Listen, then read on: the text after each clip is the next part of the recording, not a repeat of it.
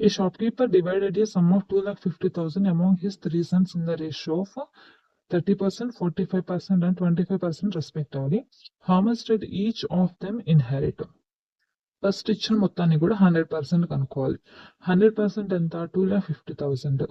So 100% నుంచి 1%కి ఎంతో కనుక్కోవాలి. 1% క్యాలిక్యులేట్ చేయాలంటే ఇక్కడ ఈ 2 zeros ఇక్కడ ఉన్న ఒక 2 zeros క్యాన్సిల్ చేస్తే 1% అనేది ఎంతో వస్తుంది అనమాట. ఈ 1% నుంచి మీ ఒక్కొక్క సన్కి ఎంత మనీ వచ్చిందో కూడా కనుక్కోవచ్చు. ఫస్ట్ సన్కి 30% అని ఇచ్చారనేసి అన్నారు. సో 30 into 1% వేస్తే క్యాలిక్యులేట్ చేస్తే ఎంత వస్తుంది అనమాట. సెకండ్ సన్ 45% ఇచ్చారా, 45 into 2,500. నెక్స్ట్ థర్డ్ సన్ వచ్చేసి 25%, 25 into 2,500.